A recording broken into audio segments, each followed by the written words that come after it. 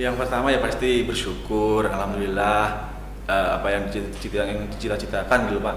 Kan setahu saya alumni yang sudah bekerja sebelum diwisuda itu alumni yang notabene mahasiswa di luar Madura.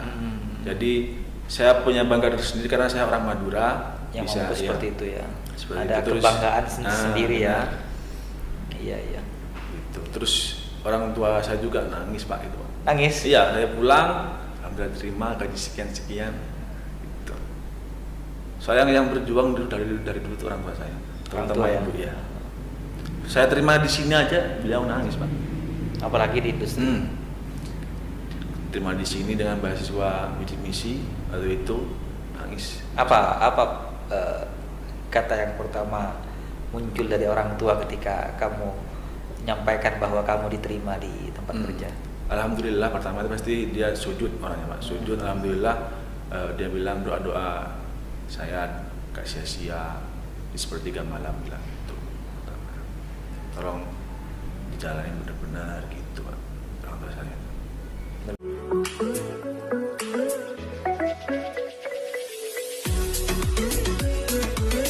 Assalamualaikum warahmatullahi wabarakatuh. Waalaikumsalam warahmatullahi wabarakatuh. Bertemu lagi dengan saya Taufik Hidayat, Humas Politeknik Negeri Madura.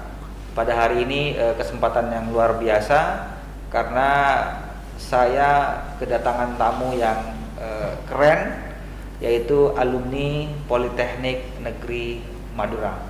Nanti beliau akan menceritakan bagaimana pengalaman dia selama kuliah di Poltera, kemudian dia bisa bersaing dengan calon-calon pelamar di industri. Bahkan yang perlu diketahui bahwa alumni ini itu diterima kerja sebelum diwisuda. Ya, kita sapa dulu. Halo Mas Rosi. Baik Pak. Iya, selamat datang di Poltera. Iya. Karena ini sudah menjadi alumni, jadi saya sapanya selamat datang, Iya. Mas Rosi. Cukup rindu saya kesini Pak. Sudah lama ya nggak main ke Poltera Iya, ya di masa lumayan. pandemi seperti ini. Oke, Mas Rosi ya, asli Sampang ya, Mas Rosi. Asli Sampang. Oke, lulusan tahun berapa ini Mas Rosi? Saya lulus tahun 2019. 2019, berarti sekarang 2 tahun dah ya? Iya, Lulus ya, oke. sudah 2 tahun. Iya, ini yang pertama Mas Rosi yang ingin saya tanyakan, katanya Mas Rosi ini bekerja sebelum diwisuda ya gitu ya? Benar. Oke. Bagaimana bisa itu? Coba bisa diceritakan dulu Mas Rosi. Orang kerja itu kan biasanya dia setelah diwisuda, tapi Mas Rosi ini kan bekerja sebelum diwisuda gitu. Kok bisa gitu? Bagaimana? Bisa diceritakan Mas Rosi? Pertama, saya itu orangnya kan tersinggungan Pak ya. Tersinggungan, Iya. oke. Sip, bentar sebelum jauh ke sana, Mas Rosi ini asli mana sih? Saya asli dari Camplong, Sampang. Camplong, Sampang. Oh, Iya. asli Sampang ya. Iya. Oke, nah, lanjut Mas Rosi. Yang pertama itu kan saya orangnya kan tersinggungan pertama. Terus yang kedua, saya itu sudah optimis waktu di semester 2 itu di salah satu dosen ngasih kayak ujangan di saya gitu. Kamu itu orang Madura, jangan sampai kalah sama orang-orang yang di luar Madura, bilang seperti itu. Itu membuat motivasi sendiri buat saya, sehingga akhirnya ya alhamdulillah berkat dari didikan dosen-dosen sama-sama praktikum-praktikum yang saya pelajari di Poltera ini, alhamdulillah sebelum wisuda saya bekerja. Bagaimana ceritanya? Dalam artian apakah bermula dari suatu kegiatan di industri sehingga industri itu tertarik ke kamu atau gimana itu? Kok bisa bekerja sebelum diwisuda itu? Ceritanya itu waktu sidang tugas akhir kurang 1 minggu. 1 minggu sebelum sidang tugas akhir. Saya dihubungi sama ketua jurusan. Kajur. Ya, Oke. sama jurusan. Ros, hari Jumat berangkat sama anak ini ke perusahaan ini. Gitu. Oh baik Pak, bawa apa saja Pak? Seperti biasa saya dan macam-macamnya gitu Pak. Akhirnya saya berangkat ke sana. Itu saya terapalin terakhir Pak. Ada banyak sekitar 30 orang sudah antri interview. 30 orang, akhirnya saya tunggu. Itu kebetulan hari Jumat. Sampai saya Jumatan dulu. Setelah Jumatan saya masuk, saya paling terakhir. Paling terakhir saya sudah wawancara, suruh nunggu 10 menit. Setelah ditunggu, habis itu silakan yang lain boleh pulang kecuali Muhammad Fathur-Rasyid nama saya sebut, gitu ya. Kecuali Bapak Fathur-Rasyid tunggu nanti menghadap manajer bilang gitu. Dari sekian banyak yang mendaftar itu, Mas Rossi diminta untuk tetap bertahan di situ ya. Iya. Padahal Mas Rossi kan belum lulus waktu itu ya. Belum Pak. Sudah sidang TA. Sidang TA sudah kurang 1 minggu Pak. Kurang 1 minggu, Iya. Berarti kan belum sidang TA Belum, gitu ya. iya. Belum sidang TA dan belum lulus ya. Iya. Atau yang lain mungkin sudah lulus ya yang ikut itu. Yang lain itu sudah sudah agak berumur Pak sebenarnya. Oh, ada beberapa yang Iya. sudah lulus itu. Terus gimana saya lanjutkan ceritanya. Terus akhirnya dipanggil, dites sama manajernya itu. Yang paling penting itu Pak, mungkin yang menurut saya Pak ya, ditanyakan kamu sering ikut organisasi. Soalnya kan dia lowongannya itu supervisor. Sering Pak, saya bilang gitu. Coba kamu contohkan bagaimana kalau membentuk sebuah acara. Saya sebutkan dari mulai ketua acara, divisi acara, dari mulai divisi humas dan lain-lainnya. Saya sebutkan tugasnya gitu. Mungkin Berarti dari pengalamanmu yang waktu di kampus Iya. itu, pengalaman organisasi itu yang justru itu jadi kunci waktu itu ya. Iya, menurut saya itu.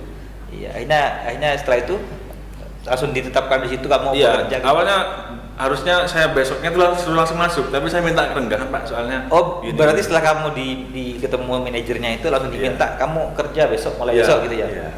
Ternyata Terus kamu minta izin kerenggangan ya. karena menghadapi sidang TA itu. Benar. Terus jadi kerjanya mulai kapan tuh? Mulai 2 hari setelah sidang. setelah sidang TA udah Iya. mulai aktif kerja. Oke, jadi ya itu ceritanya Mas Rosi. Luar biasa. Jadi dia bahkan sebelum TA itu Iya, sudah diminta benar. untuk bekerja ya. Iya, Pak. Oke. Bagaimana perasaan Mas Rosi yang pertama kali waktu ditetapkan sudah kamu mulai besok bekerja? Bagaimana perasaanmu? Yang pertama ya pasti bersyukur, alhamdulillah apa yang dicita-citakan gitu Pak. Kan setahu saya alumni yang sudah bekerja sebelum wisuda itu alumni yang notabene mahasiswa di luar Madura. Jadi saya punya bangga tersendiri karena saya orang Madura. Yang bisa, mampu ya, seperti itu ya. seperti Ada itu. Terus, kebanggaan sendiri ya. benar. Iya. Gitu. Terus orang tua saya juga nangis Pak itu. Nangis? Iya, saya pulang, alhamdulillah terima gaji sekian. Gitu. Saya yang berjuang dulu dari dulu itu orang tua saya, terutama ya? ibu ya. Saya terima di sini aja, beliau nangis Pak. Apalagi di industri.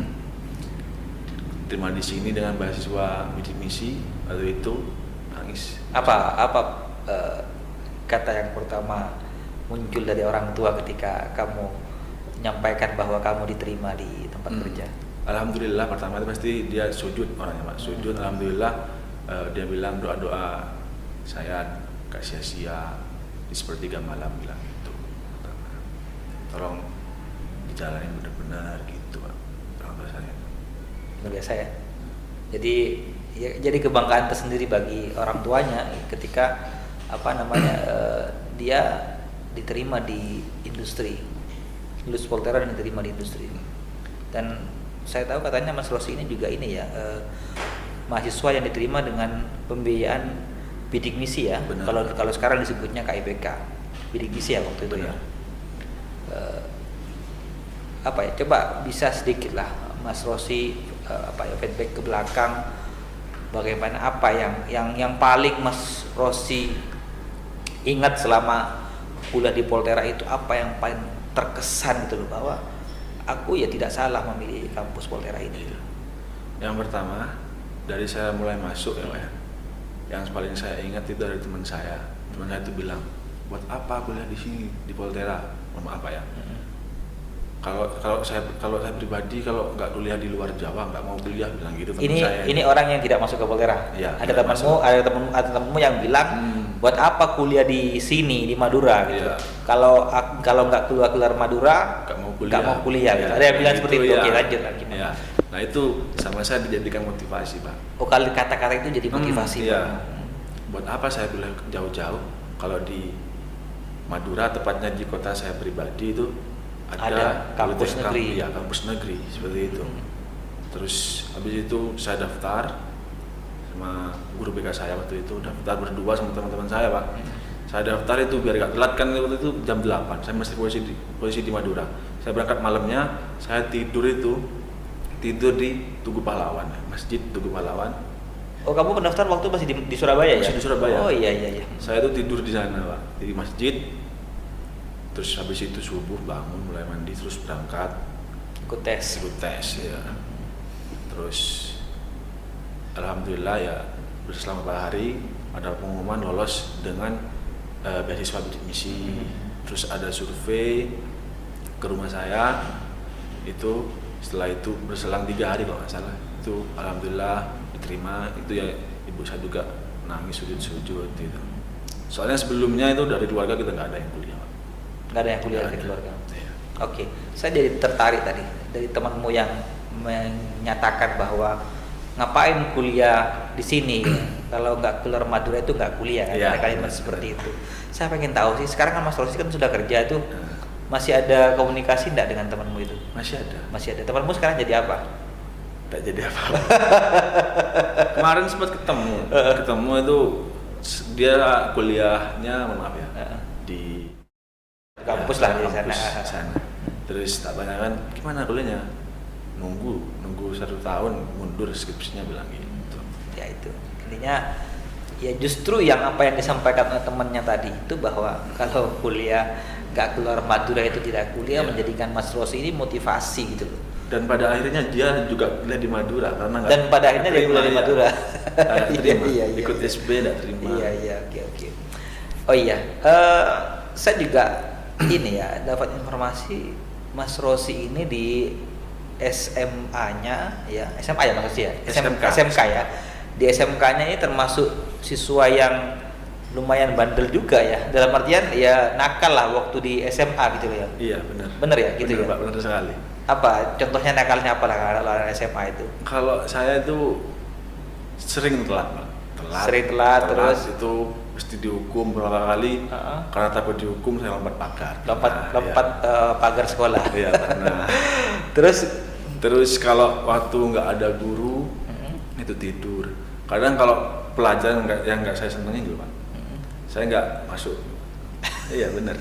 Tapi kalau praktikum saya pasti masuk, pasti paling depan saya. kalau praktek, Iya. kalau teori nggak Iya. ngantuk, udah pergi itu ya. Iya Pak. Benar. Terus apa yang menyebabkan ini kan dari SMA yang seperti itu ya, kamu nggak mau masuk ke Poltera ya?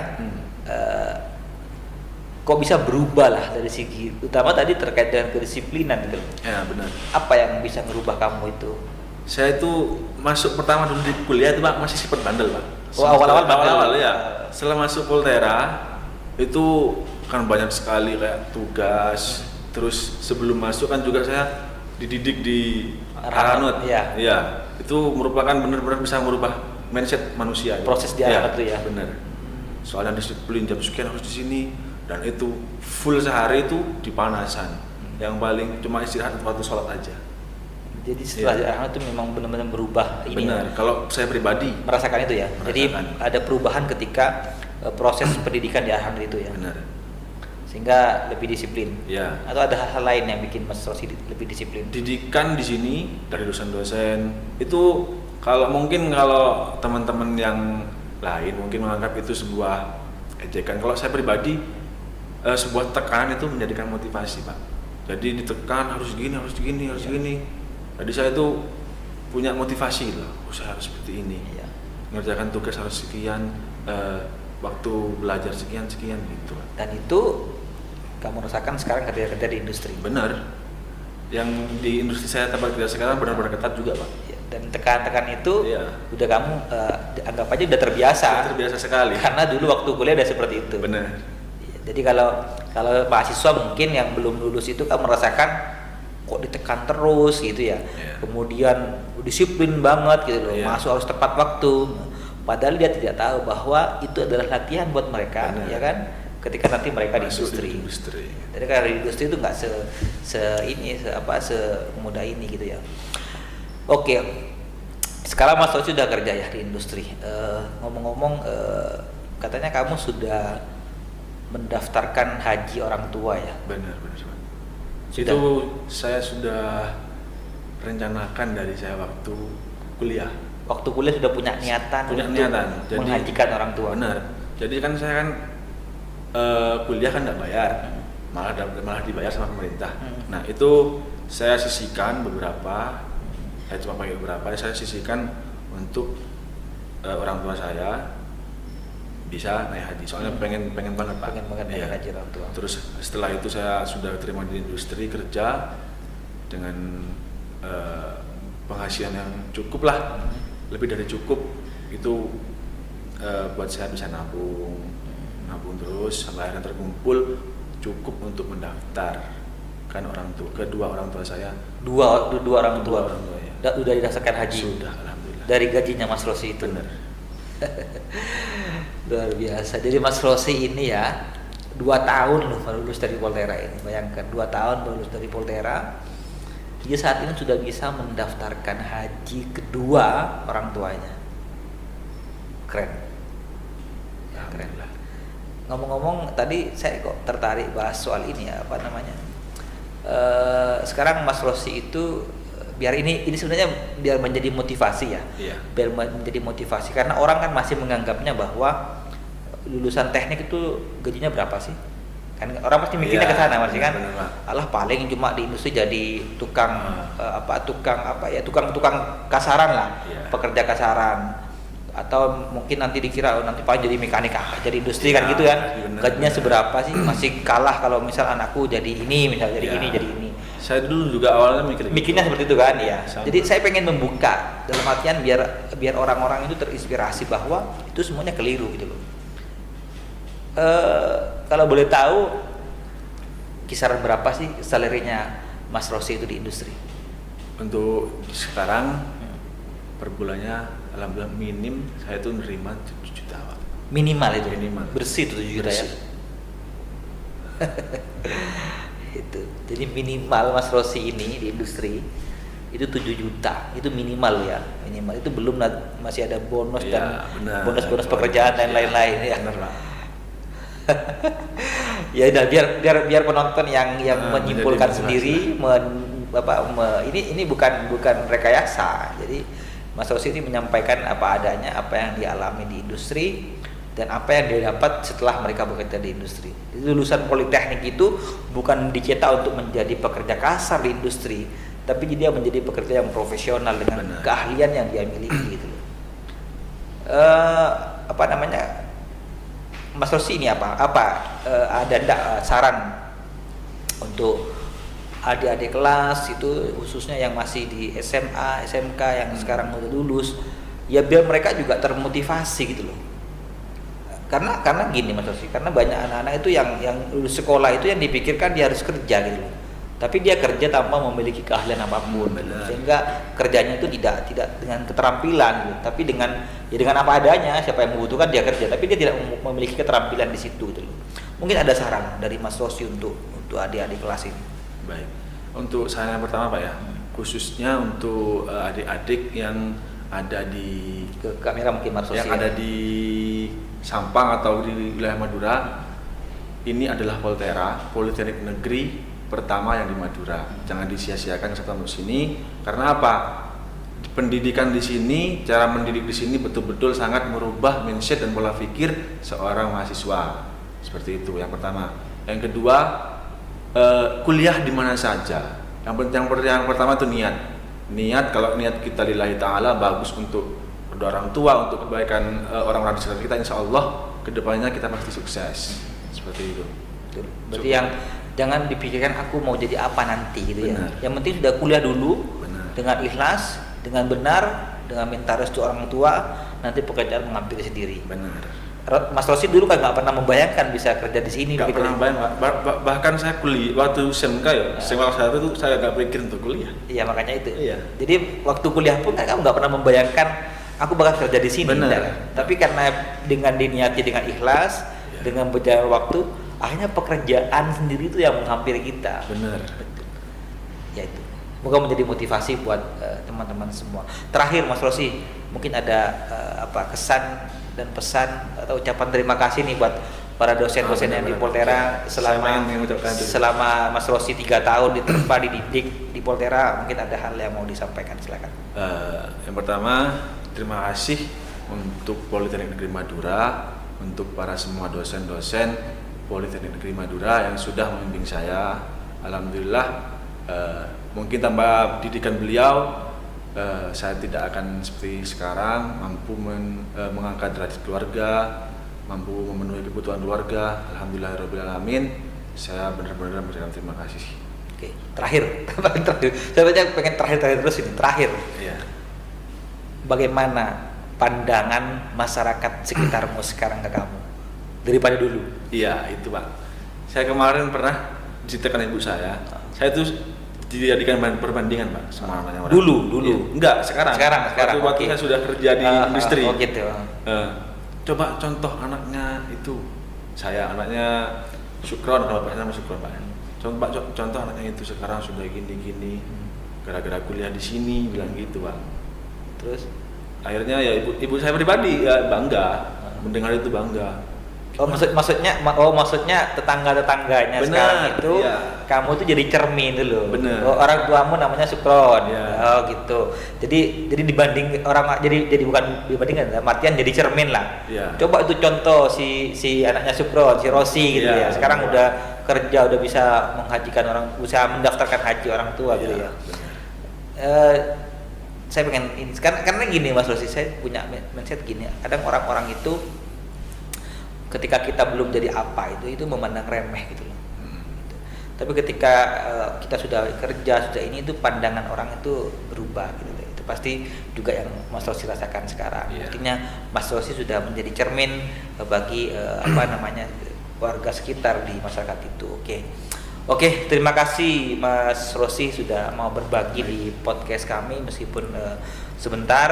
Dan terima kasih sudah meluangkan waktu di hari libur cuma 2 hari ya, dimanfaatkan untuk ke Poltera. Jadi ini sebenarnya sebagai motivasi untuk penikmat podcast Politeknik Negeri Madura ini, bahwa siapa yang bersungguh-sungguh dia akan berhasil, dan tidak ada kata tidak mungkin untuk meraih kesuksesan. Mas Rosi contohnya, dia adalah siswa yang tidak begitu yang bandel waktu di SMK, nakal. Kemudian dia masuk ke Poltera dengan berbagai cemoohan waktu itu, ngapain kuliah di Madura gitu. Tapi itu justru jadikan motivasi buat dia untuk kuliah di Poltera. Setelah itu dia juga doa orang tua, dan sekarang dia kerja di industri dengan gaji yang itu luar biasa loh menurut saya. Dengan gaji yang luar biasa, dan bahkan yang paling spesial itu, yang paling keren, dia sudah mampu mendaftarkan haji kedua orang tuanya. Terima kasih, sampai ketemu di podcast Politeknik Negeri Madura selanjutnya. Saya Taufik Hidayat, mohon maaf apabila ada kata-kata yang kurang berkenan. Assalamualaikum warahmatullahi wabarakatuh. Waalaikumsalam warahmatullahi wabarakatuh. Terima kasih Mas Rosi. Baik, Pak.